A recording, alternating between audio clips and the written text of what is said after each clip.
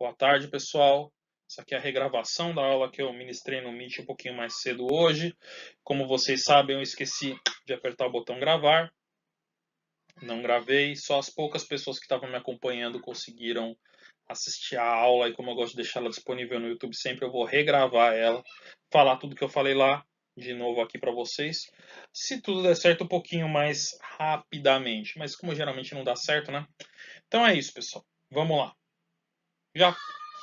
Já faz umas aulas, desde a semana passada, a gente está falando sobre os animais, o grupo dos animais, o reino dos animais, tá bom? Esse é um assunto muito legal, eu acho muito legal.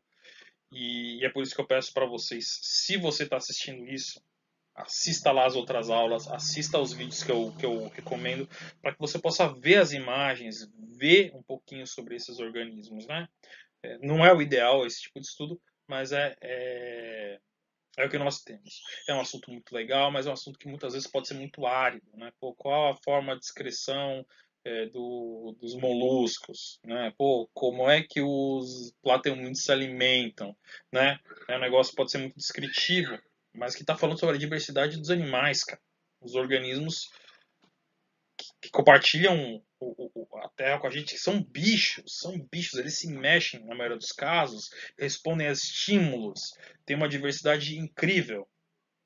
Então, você podendo, assista. Aqueles que não puderem vão ter que acompanhar pela apostila, mas eu tento melhorar a situação para vocês também. Mas tentem acompanhar, tá, pessoal? E realizem as atividades dentro dos prazos, tá? Eu sou flexível com os prazos, eu estou flexível com os prazos por causa dessa história, mas por favor, tentem realizar as atividades e me mandar nos prazos. Eu tô preocupado com o pouco de atividades que eu tenho recebido nos últimos dias, tá? E o como elas saem bem em cima da hora. Tente fazer tudo no mesmo dia. Esse vídeo provavelmente vocês já não estão vendo no dia da aula, é uma infelicidade, mas espero que você já tenha começado, pelo menos, ou entregado a atividade dessa semana, a atividade que eu passei hoje sobre os plateumintes e nemateumintes.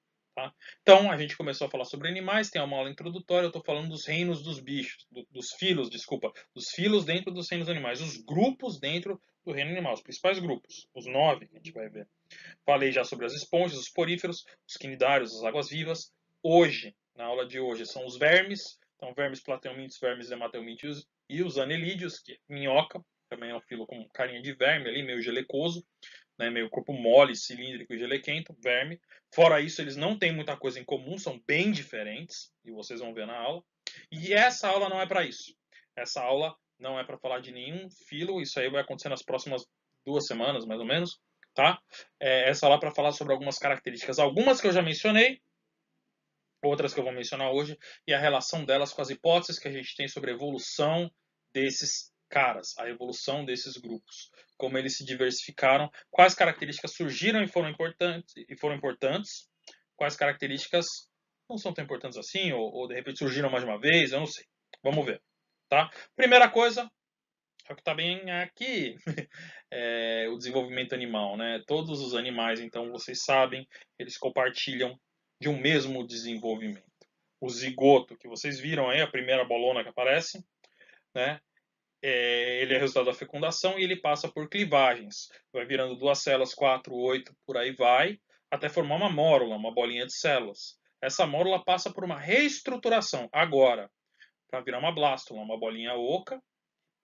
A blástula forma a gástula e por aí. Nesse slide, tá? Então, aquilo que a gente falou. O zigoto, vocês já devem saber nessa altura do campeonato, é o que se forma a partir da junção dos gametas. Isso desenvolve numa mórula, a mórula passa por uma mudança conformacional para formar essa bolinha oca que é a blástula. Todos os animais que existem já passaram por isso em algum momento da vida deles, no desenvolvimento, né? Em algum momento, no início. Eu, você, uma esponja, um coati, uma centopeia, um verme, passam por esse estágio de blástula. Tá? Os poríferos ficam por aí. Eles só chegam aí e depois começa o desenvolvimento. Os outros, que não são esponjas, eles passam por mais um estágio, que está bem aqui, ó, que é a gastrulação. Ocorre uma invaginação de uma das partes do embrião, formando, em primeiro lugar, 2 folhetos embrionários. Esse externo e esse mais interno. Por que isso é importante? Porque na mórula e até na blástula, todas essas células aqui são indiferenciadas, são iguais, são totipotentes. Cada uma pode virar qualquer coisa. Você não sabe o que vai virar cabeça, você não sabe o que vai virar pé, perna, músculo, tecido nervoso. Tá tudo igual. E todas elas, teoricamente, podem fazer isso. Em muitos animais podem mesmo. Vai depender de outros fatores que vão acontecer mais para frente, né? E se você é uma esponja, você não tem perna, nem pé, nem cabeça, todas essas células vão se diferenciar ao longo do desenvolvimento. Aqui na gástrula não, você já tem uma decisão. A ectoderma, ela já tem um destino, já tem tipos de célula que ela pode virar ou tipos de célula que ela não pode. E em muitos casos, eu digo na maioria, a coisa ainda não está totalmente definida. Ah, vai ser a célula do. Eu vou ser a célula do dedão do pé. Você pega essa célula aqui e pergunta para ela: vou ser a célula do dedão do pé. Na maioria dos casos, ou pelo menos em muitos casos, tá? Não é bem assim, você não sabe. Mas sabe-se que ela não vai ser uma célula da ectoderme, não vai ser uma célula do intestino. Uma célula da endoderme não vai ser uma célula da pele. Já tem uma diferença. Essa diferenciação vai gerar uma diferenciação de tecidos e uma diferenciação na orientação. Não apenas isso, a gástrula tem um arquêntero que vai se tornar a cavidade digestória, vamos falar dele mais para frente, e uma cavidade e uma abertura para esse arquêntero, que é o blastóporo, que é a primeira abertura para essa cavidade digestória que surge. Também mais sobre ele daqui a pouco. Né? Percebam que o arquêntero ele é um buraco, é uma cavidade diferente dessa aqui, ó. Essa aqui é a blastocele, que fica no interior da blástula. Blastocele, ela seria isso. Deixa eu tentar. A blastocele, meus caros, ela estaria mais ou menos aqui, né? Essa cavidade aqui no meio, esse coisinha no meio. O arquêntero é uma outra cavidade que surgiu na gastrulação. Então, todos os animais que não são esponjas passam pela gastrulação. Falamos isso por cima. Então, esse é o desenvolvimento típico dos animais. Tá? Aqui mais do mesmo. Aqui, um exemplo que é o anfíoxo, é um cordado primitivo, né? Então aqui é o zigoto, resultado da fecundação, as primeiras clivagens até formar a mórula, todas as células iguais, a reestruturação formando a bolinha, isso é um corte transversal, não é um corte no meio, então ela é oca no meio, tem líquido, tem a blastocele ali no meio, e em dado momento ela passa por essa invaginação, forma-se a gástrula com células dentro diferente das células fora, endoderme e ectoderme. Legal? Beleza, então, se você não é uma esponja, você passou por uma gastrulação. E se você não é uma água-viva, você passa por um novo estágio na gastrulação. Ocorre mais uma coisa importante na gastrulação, que é isso aqui, a formação de um terceiro folheto embrionário. O rosinha aqui, ó. Esqueçam o azulzinho por enquanto, tá? Não vamos falar sobre ele hoje. Mas aparece uma terceira camada. A ectoderme é a camada de fora, né? A endoderme é a amarelinha aí de dentro. E tem essa rosinha que é a mesoderme. Então, em alguns animais, na maioria deles, na verdade, todos que não são esponjas nem águas-vivas, eles são organismos triblásticos. Eles têm 3 folhetos embrionários, cada um vai gerar um tipo de tecido no mais para frente, e um não pode gerar o tipo de tecido do outro. Então, quando chegar nesse ponto, né, você já tem o que? Uma definição do que os tecidos vão virar e do que eles não vão virar. Né? É uma coisa que não acontece nas esponjas, acontece um pouquinho em animais diblásticos, né, que tem os 2 tecidos embrionários, e nos triblásticos você tem essa divisão entre 3 camadas germinativas. Tá? Vejam ainda que dentro aqui dessas bolinhas de mesoderma, essas bolinhas cor-de-rosa, você tem um buraquinho, uma cavidade interna. Né? Aqui está bem pequenininho nesse último, mas está lá, essa cavidade interna. Né? Diferente daqui do arquêntero. O arquêntero vai formar o tubo digestório, é uma cavidade mesmo. Vai formar o tubo que passa por dentro do corpo do organismo. Não sei se vocês já pensaram nisso, mas sim, você tem um tubo dentro de você. Começa na boca, termina no ânus, é um tubo. Né? Então o arquêntero vai dar origem a isso aí. Fora isso, tem essas cavidades que aparecem bem aqui, mas que não somem, né? Que são o celoma, que a gente já falou um pouquinho dele. Vamos falar mais, tá? Beleza. Então aqui, mostrando o que eu já falei, você tem uma gástrula jovem, formou os 2 folhetos embrionários. Se você fosse uma água-viva, ia ficar por aí mesmo. 2 folhetos embrionários, ectoderma por fora, endoderma por dentro, O blastóporo aqui, que ia dar origem à boca desses animais, o arquêntero que vai dar origem à cavidade gastrovascular, né? E é isso aí, é uma água-viva, perfeito, muito bem. Se você não é uma água-viva, como se você está assistindo, você não é, tá? Você tem um terceiro folheto embrionário no meio, a mesoderme, formado entre os dois. Você é um animal triblástico e cada um desses folhetos vai gerar um tipo de tecido lá para frente. Eles já tem uma diferenciação e não apenas isso, já tem um princípio ali de orientação do que vai ser o que, né? De onde vai ficar cada coisa. A gente vai falar um pouquinho mais sobre isso. Esse processo de gastrulação, como a gente acabou de ver, ele gera aquela cavidade interna, que é o celoma. Vamos falar mais sobre ele sobre 2 minutos. O que é importante agora, né, é que existem duas formas de realizar a formação do celoma, vamos dizer assim, e realizar a formação da própria mesoderme. Então a gente diferencia todos os animais que a gente vai discutir mais para frente em esquizocelomados e enterocelomados. Nomes bonitinhos, né? Mas que calma. Esses aqui não são tão importantes. Quando eles forem eu vou avisar, tá? É só uma distinção que vai ser relevante daqui a pouco, mas não arranque os cabelos com esses nomes. É uma diferença.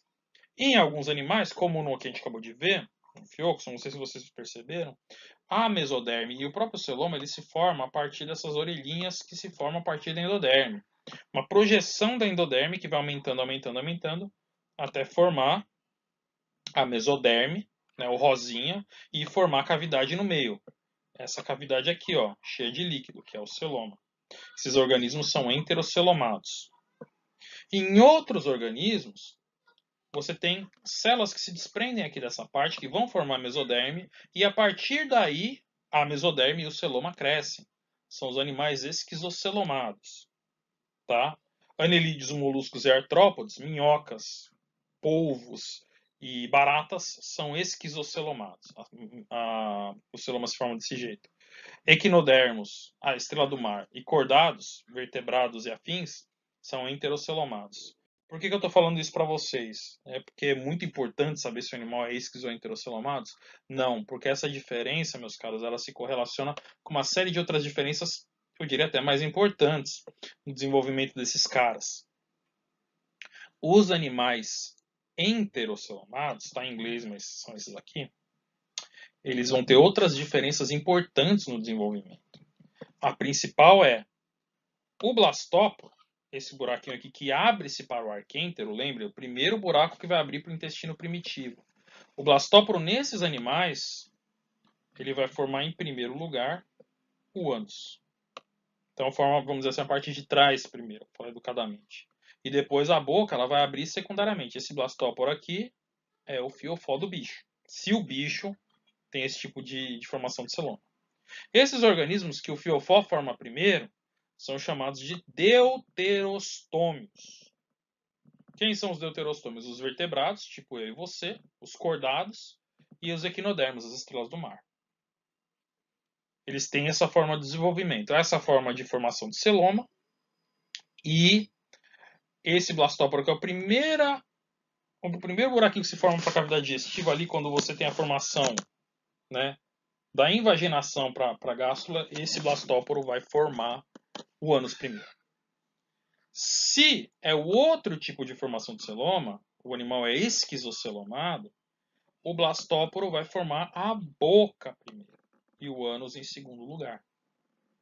Então esse blastóporo forma a parte da frente, a parte de entrada aqui para o arquêntero, que vai dar origem ao tubo digestivo, e a parte de trás se forma depois. Né? Isso já é mais importante. E esse animal vai ser chamado de protostômio. Quem é protostômio? Os vermes nematóides, os anelídeos, né, as minhocas, os moluscos, polvo, ostra, caramujo, os artrópodes, barata e são esses. Eu estou esquecendo algum? E os vermes nematóides. Tá? E essa diferença é importante. Essa diferença no desenvolvimento, ela reflete, tudo indica, e não é nem tudo indica, com certeza, ela reflete uma diferença evolutiva nesses organismos muito grande. A gente vai ver, você com certeza é um pouquinho mais proximamente relacionado com uma estrela do mar do que com uma barata, porque você e a estrela do mar são deuterostômios. Tem essa comunalidade no desenvolvimento de vocês. O blastóporo em você e numa estrela do mar deu origem primeiro ao ânus, depois a boca se formou secundariamente. Protostomios é o contrário. Uma barata, ela é um pouquinho mais proximamente relacionada a um polvo do que com a gente, porque eles são protostomios. Então isso é relevante. Por isso que eu falei da esquizocelia e enterocelia. O mais importante é isso aqui, a formação do ânus primeiro nos deuterostômios, da boca primeiro nos protostômios. Tá? E aí é formada essa cavidade corporal, né? O esquizocelomado e o enterocelomado, tanto faz se é esquizo ou enterocelomado, mas ocorre a formação dessa cavidade dessa cavidade corporal que é chamada de celoma. Tá? Essa cavidade ela aparece ao longo da evolução dos organismos, muitos organismos têm, e tudo indica, né? Se muitos organismos têm, é porque ela é importante. A gente já vai falar um pouquinho da importância dela. Acontece que o celoma ele tem uma definição muito específica, né? O celoma é uma cavidade corporal, um buraco cheio de líquido ali dentro do bicho, preenchido por mesoderme. O que significa preenchido por mesoderme? Que ele é totalmente revestido por mesoderme. Tá? É uma cavidade corporal embrulhada, vamos dizer assim, por mesoderme. Ela está lá em alguns bichos. Então você pega alguns organismos, como os plateumintos que a gente estudou hoje, que vocês devem estar estudando, e cadê o celoma? Cadê a cavidade corporal? Tem a ectoderme aqui amarelinho, tem o endoderme azulzinho aqui, aqui o tubo digestório do bicho, o tubo digestivo, a comida passa aqui dentro, e a mesoderme preenchendo aqui. O bicho é sólido, ele é maciço, não tem nenhum buraquinho aí não tem nenhum celoma. Ele é um organismo que acelomado, não tem celoma. Ele não tem essa cavidade corpórea, ele vive muito bem sem. Tudo bem. Mas é uma exceção. A maioria dos grupos que a gente vai passar a estudar, que tem uma complexidade maior, tem alguma forma de cavidade interna preenchida por líquido. O celoma. Mas nem sempre é um celoma bona fide. Os vermes nematóides, que vocês devem estar estudando, por exemplo, eles têm uma cavidade interna preenchida por líquido, os órgãos internos ficam aqui dentro presos, né, mas boiando. Você tem os excretas são retirados daqui, circulação de nutrientes passa por aí, trocas gasosas, trocas de nutrientes. Trocas gasosas é mais pela pele, mas trocas de nutrientes tem uma influência em tudo isso. Legal, é um celoma, não é? Espera aí. Se você é um micróbiozinho andando aqui dentro, você está batendo nas coisas. Tuque, tuque. Aí você encontra essa parede aqui. Essa parede é formada pelo quê? Pela mesoderme. Tá vendo que é rosinha? Mesoderme. Aí você vem um pouquinho para cá, tuque, bate aqui dentro. E essa parede interna? Tuque, encosta de novo. Tuque, encosta de novo. Essa parede interna é formada pela endoderme, não é mesoderme. Então essa cavidade, a gente não considera ela como um celoma verdadeiro. Porque o celoma verdadeiro, ele tem essa forma de desenvolvimento. Ela é formada a partir da mesoderme. Isso aqui é formado como? É de um outro jeito. Sei lá. É um outro desenvolvimento embrionário. Então, não é um celoma, é uma outra cavidade que tem as mesmas funções do celoma, que funciona que nem celoma, mas cujo desenvolvimento é diferente. Então, a gente chama esse cara de pseudoceloma, desculpa, e esse cara a gente vai chamar ele de pseudocelomado nesse quesito. Os vermes nematóides são pseudocelomados, por exemplo. E quando o animal tem uma cavidade interna preenchida por líquido, também os excretas são retirados daqui, ajuda no transporte de nutrientes, ajuda na movimentação do animal, a gente já vai ver como, ajuda na circulação de líquido ali, e abriga os órgãos internos dessa cavidade. Nesse caso, ela é totalmente revestida por mesoderme. Se você é um micróbiozinho aqui dentro, tuque, você está andando, se você bater nas paredes, toda a parede que você bater vai ser uma parede revestida por mesoderme, material mesoderme. Então isso é um celoma verdadeiro, tá? Já falei sobre isso em mais de uma apresentação, mas o celoma ele tem essas funções aqui. É o espaço para os órgãos internos. Permite forma um esqueleto hidrostático. A minhoca ela tem uma musculatura do corpo, ela pode contrair a musculatura como você apertar uma bexiga cheia d'água. Você aperta a água de um lugar, a água vai para outro. A bexiga estica. A minhoca também se mexe mais ou menos assim, né? Trocas e depósito de fluidos e a musculatura do sistema digestório independente, peristaltismo.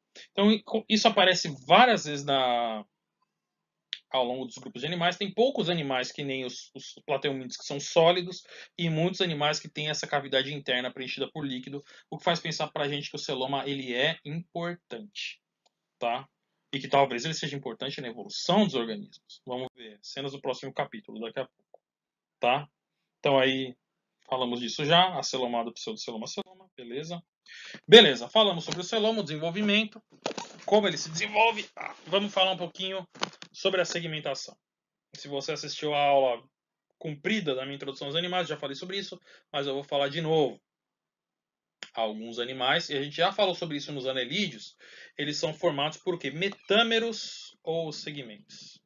Uma minhoca, ela é formada por segmentos um parecido com o outro. Se você abrir a minhoca no meio, você vai ver que esses segmentos também têm uma estrutura interna. Você tem um par de nefrídeos por segmento, por exemplo, um par de estruturas excretoras. Você tem gânglios nervosos, um por segmento, ou mais ou menos isso. Né? Então, são unidades independentes que podem ajudar no desenvolvimento e podem ajudar cada uma delas a funcionar mais ou menos independente das outras. Isso também aparece em muitos grupos de organismos, a gente vai falar, e isso também com certeza ajuda os organismos a se diferenciarem e a se tornarem mais complexos. Né? Na minhoca, os segmentos são todos parecidões.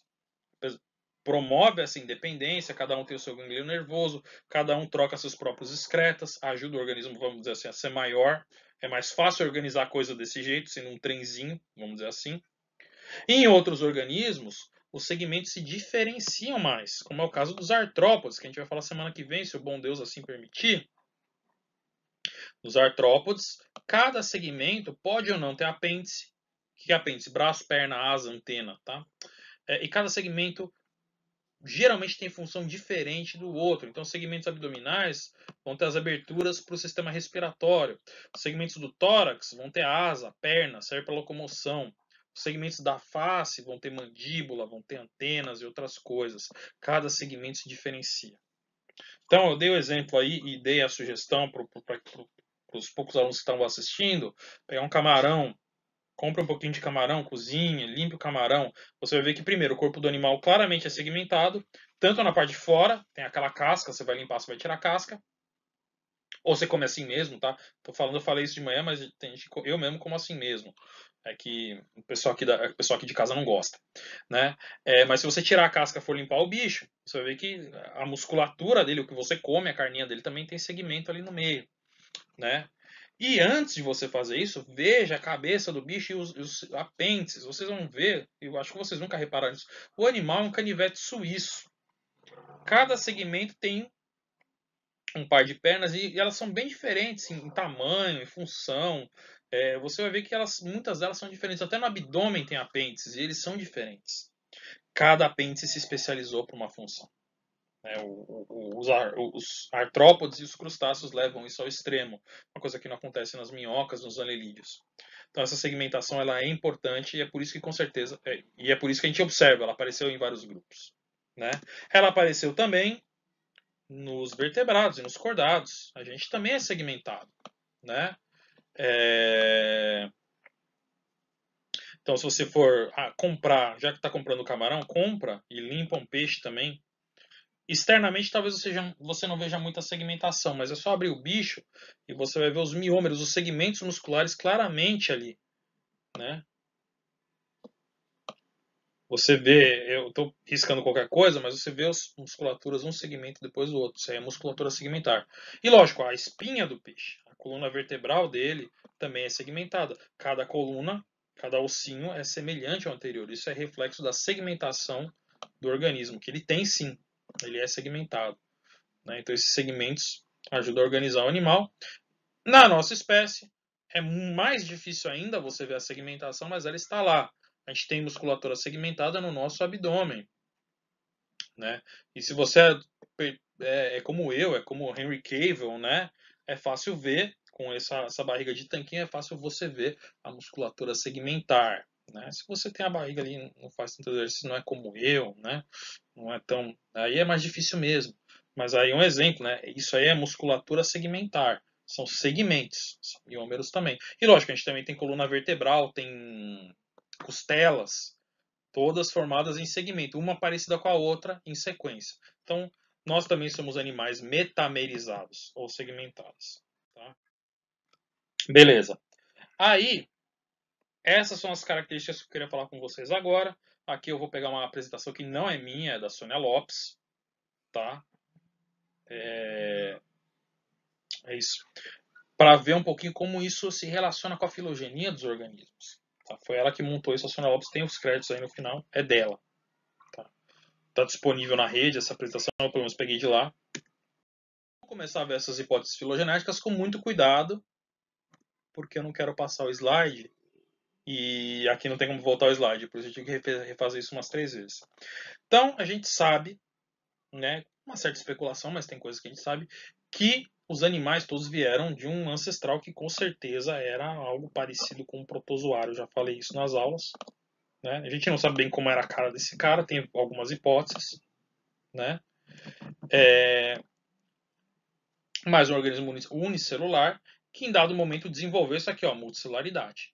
Né? Pode parecer muito difícil, mas a evolução tem coisas bem mais difíceis que isso e que aconteceram, porque a gente está aqui. Né?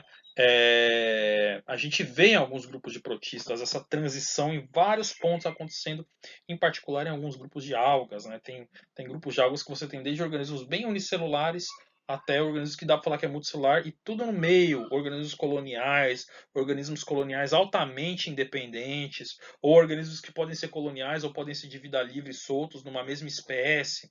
Então, isso aqui aconteceu. As células elas fazem isso. Às vezes elas ficam juntas e isso provoca a multicelularidade. Isso aconteceu nesse protista ancestral e ele começou a desenvolver o que todos os animais herdaram dele. Então essas características elas apareceram aqui no passado e todos os bichos herdaram essas características. Né? No caso, o desenvolvimento passando pela blástula. Todos os organismos... isso apareceu no ancestral e ficou. São características que todos os organismos herdaram. Né? Já falamos sobre o desenvolvimento embrionário, eu não vou falar de novo, mas isso aqui é o que todos os organismos animais herdaram. Tá? A origem do zigoto, a formação da glândula dessa blástula com essa cavidade chamada blastocele. Beleza. Vamos tentar não passar para o próximo slide. Eu acho que é isso, tá? Então, desses organismos que são todos animais que herdaram essas características que surgiram nesse ancestral, que a gente não sabe muito bem como era, mas que viveu muito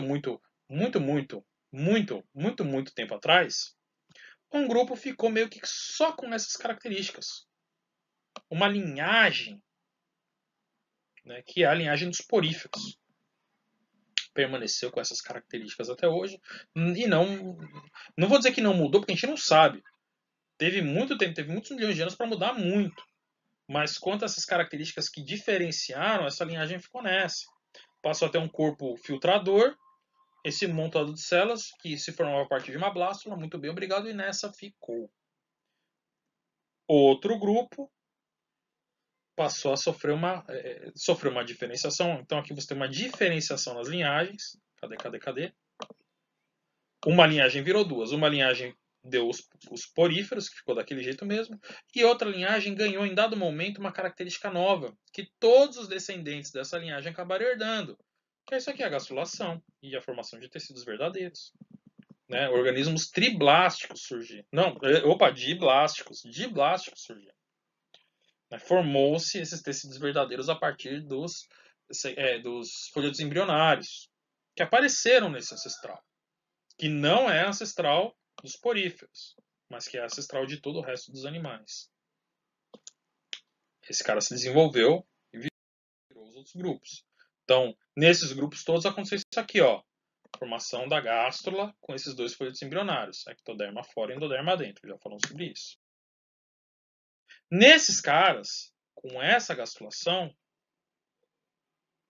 você tem alguns grupos, os quinidários, e um que não está aqui, que a gente não vai falar, que são os quitenóforos, e outros grupelhos aí, que são diblásticos, que ficaram herdaram todas essas características aqui, a linhagem se separou bem aqui, e eles ficaram com essas características vivendo muito bem, obrigado, e estão vivos ainda hoje.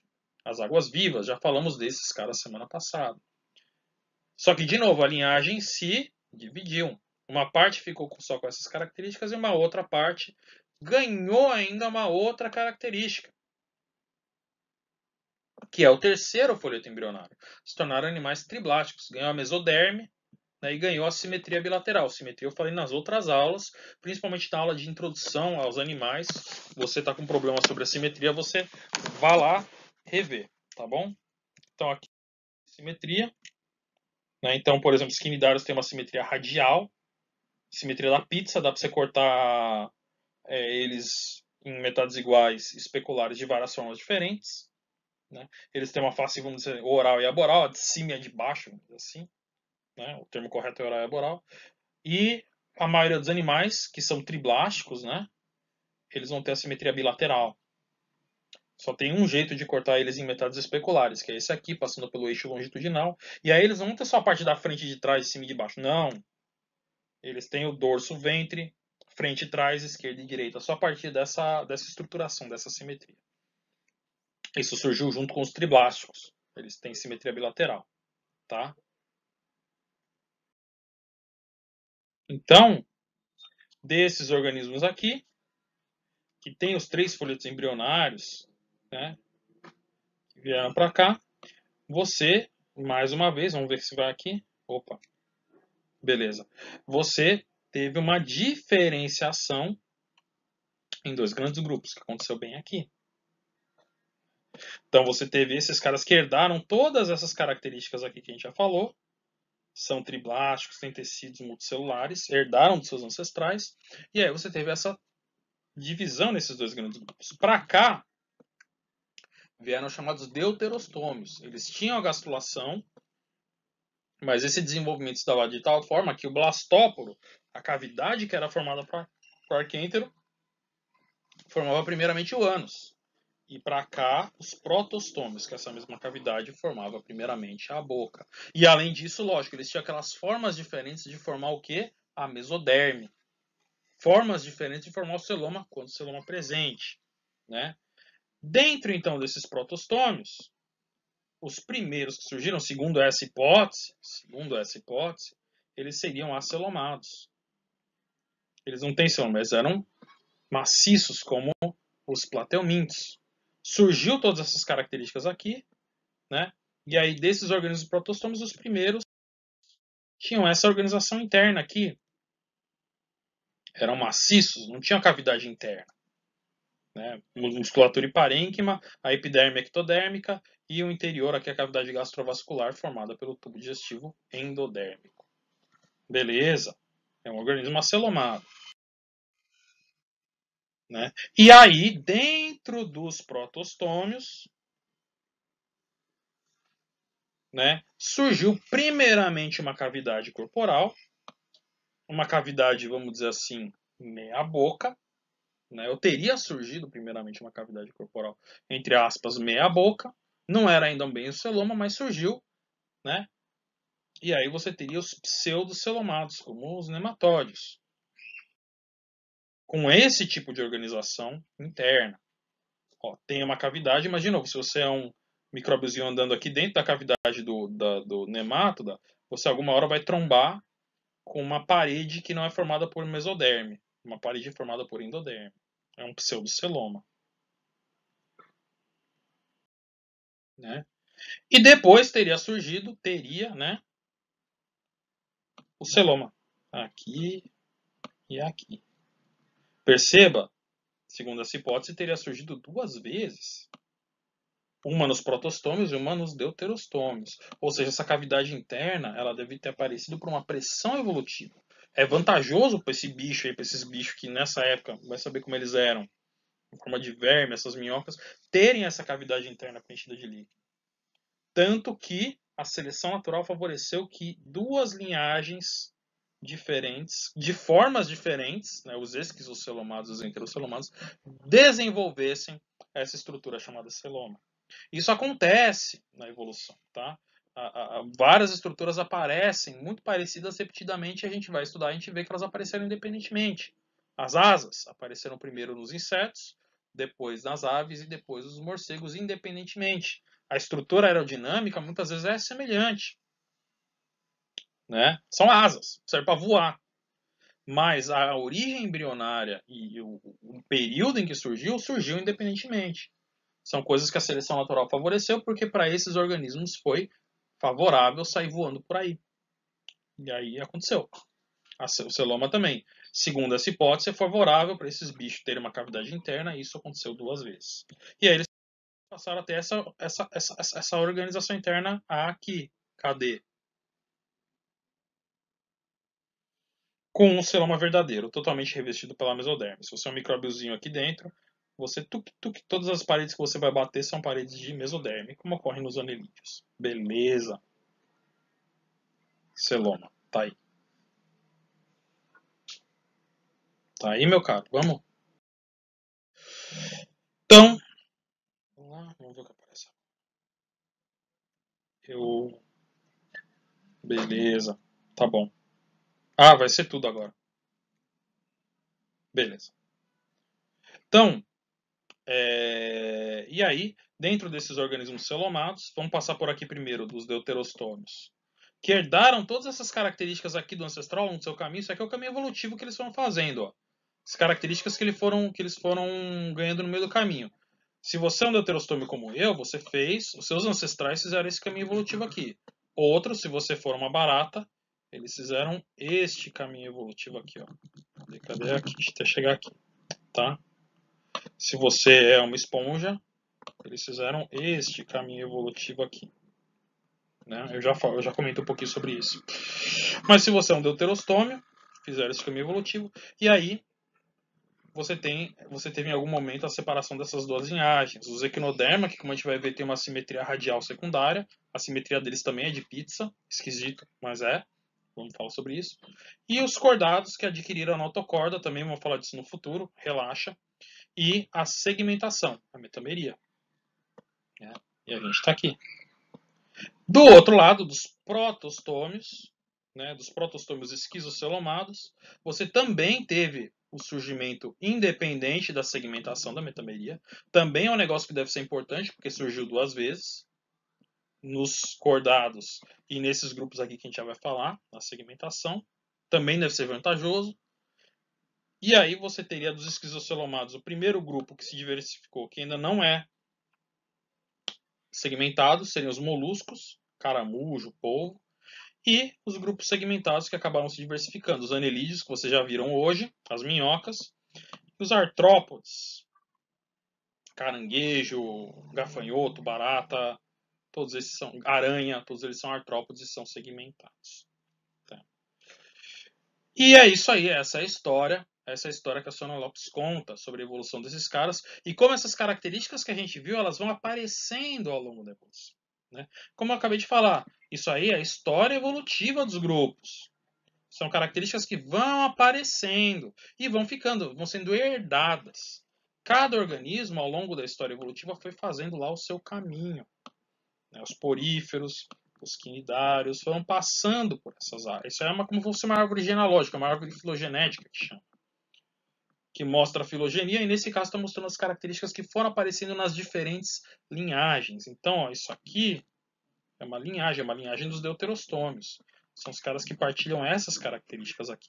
Por quê? Porque o ancestral comum deles partilhava. Se você voltar lá uns 600, 700 milhões de anos, o seu avô, bisavô, tataravô, blá, blá, blá, por aí vai, bilhões de tataravôs, literalmente, você vai chegar num bicho que eu não faço ideia de como ele era, mas que ele tinha essas características aqui. Ele era um deuterostômio, ele tinha a formação de uns...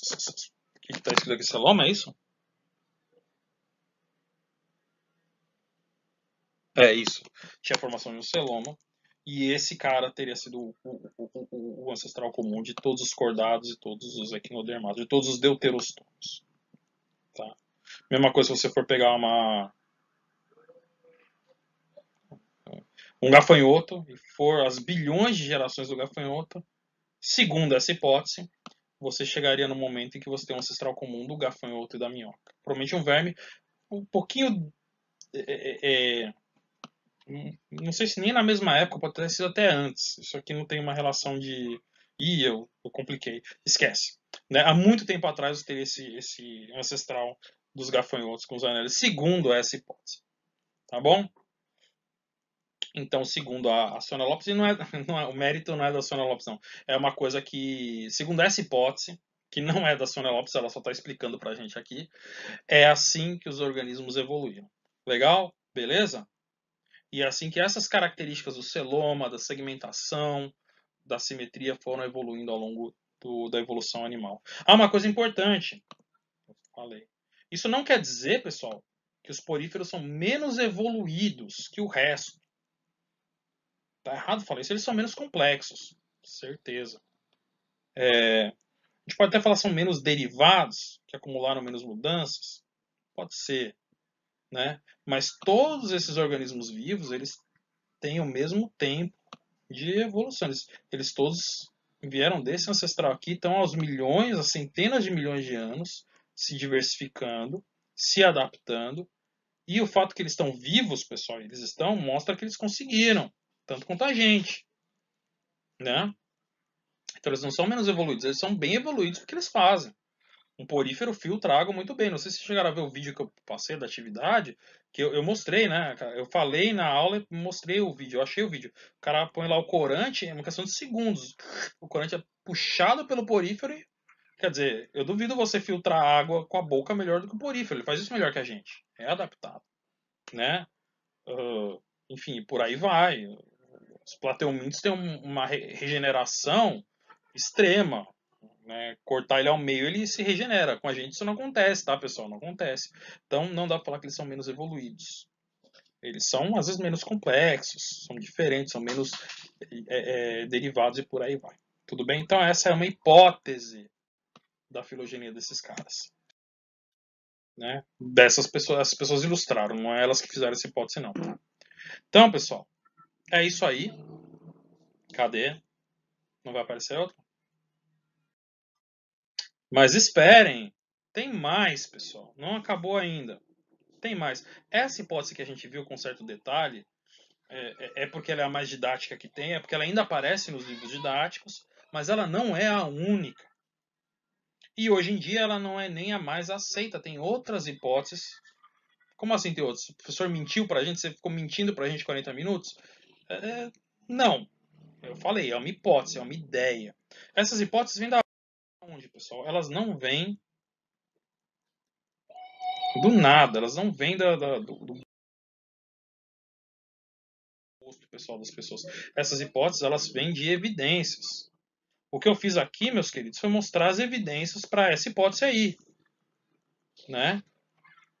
Da formação do celoma. Essa aqui já é ligeiramente diferente da que a gente viu, mas tudo bem. O que eu fiz foi mostrar as evidências, né? Quais são as evidências embrionárias? Quais são as evidências comparando esses grupos de animais, o desenvolvimento, a estrutura deles?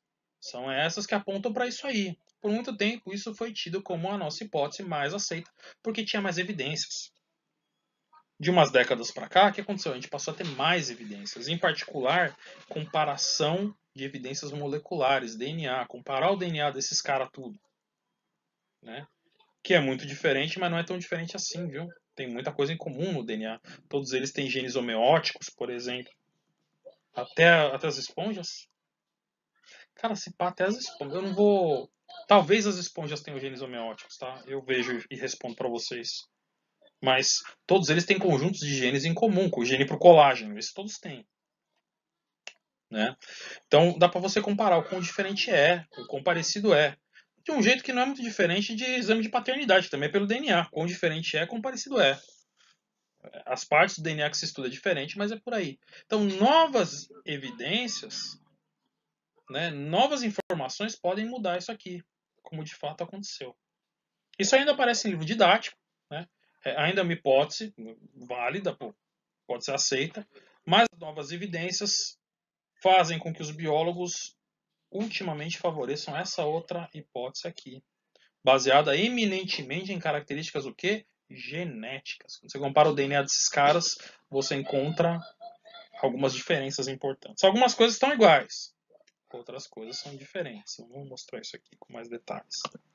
Tá? Então essa é a proposta mais atual, baseada não só, mas também em características genéticas. Veja que os poríferos são o grupo ali mais que se diversificou, cuja linhagem se separou dos outros animais primeiro, e por isso eles são diferentões e relativamente mais simples, isso tá estabelecido. Isso realmente é muito difícil, não sei essa história que a gente tem. E os outros animais, que a linhagem dos animais cadediblásticos também se separou dos outros muito cedo, e ficou só com os dois folhos embrionários, também está estabelecido. Até aqui está igual, tá, pessoal? Não tem nenhuma diferença. E que dos animais triblásticos, a gente tem esses dois grupos, protostômios e deuterostômios, que se separaram muito cedo também na evolução, também porque são organismos muito diferentes, com uma forma de desenvolvimento muito diferente, com características muito diferentes que vão lá de quando o organismo é um embriãozinho. Então essas diferenças tem que ter aparecido lá cedão, né? E dentro dos deuterostômios também os cordados e os equinodermata, tá tranquilo, são grupos diferentes, é meio óbvio isso, né? O que muda é um pouquinho aqui dentro dos protostômios. A gente não tem mais aquela historinha bonita e bacana e super didática do celoma, como ele foi desenvolvendo. Os primeiros surgiram a linhagem dos acelomados, depois os pseudocelomados. Não.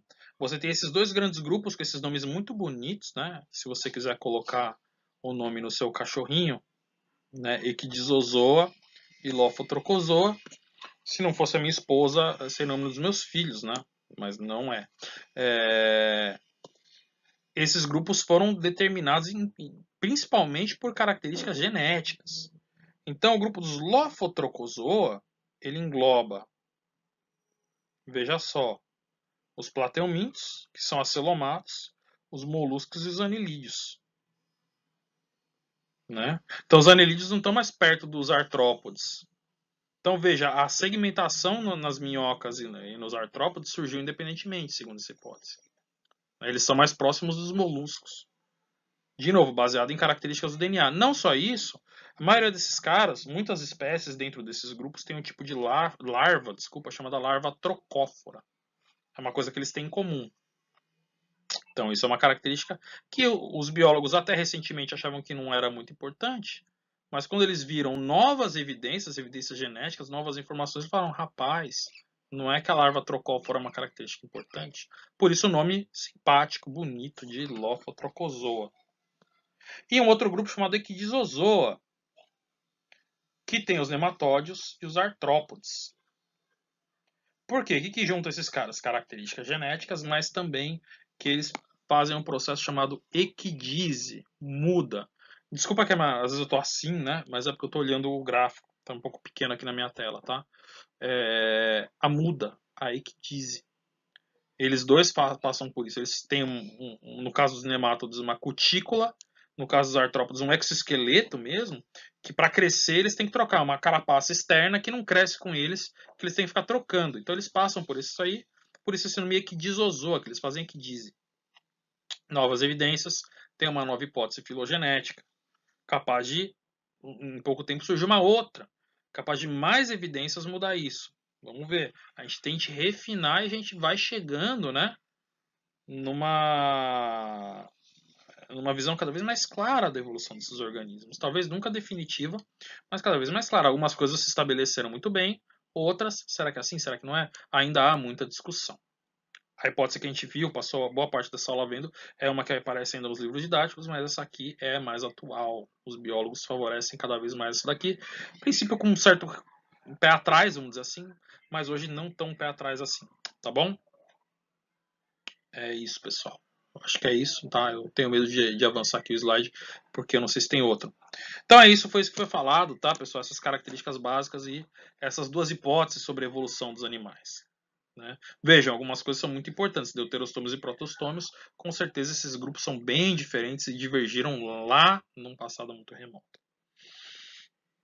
Né? Eu gostaria até, se der tempo, a gente fala mais sobre os processos evolutivos, a evolução e como é que os cientistas constroem isso daqui. Quais características que eles entendem serem válidas e quais características eles entendem não serem tão válidas assim. Tá, mas isso vai ter que ficar para um futuro próximo, tá, pessoal? É isso, essa foi a nossa aula do Meet. Eu espero que tenha ficado bacana, apesar de eu estar gravando por uma segunda vez. Espero que vocês estejam bem. Se você está assistindo isso, assista às outras aulas, tá? Acompanhe o curso. Faça as atividades, beleza? Vamos ver se tem mais coisa aqui. Ah, tem, olha só. Tem o cladograma, a árvore filogenética do Bob Esponja que eu falei para vocês. Então, essa árvore aí, ó, vejam bem, ela já tem a hipótese, quando vocês não notaram quando eu mostrei, mas ela já tem essa hipótese, ó. Equidizozoa, com os artrópodes e os nematódios, e Lophotrochozoa, os anelídeos e os moluscos. Né, os plateumintos têm que ficar aqui também. Então essa árvore já está com a hipótese mais recente, a árvore aí do Bob Esponja. Tá, com todos os personagens, todos não, muitos personagens de Bob Esponja representativos dos seus diferentes filos de animais. E ainda o Plâncton, que é um protozoário. Quer dizer, que está aí representado como protozoário, né? Há controvérsias. Né? Eu pensava que ele era um protozoário, acho que ele é um copépoda. Mas a aula já está muito longa, pelo amor de Deus, tá, pessoal? Falou, até mais.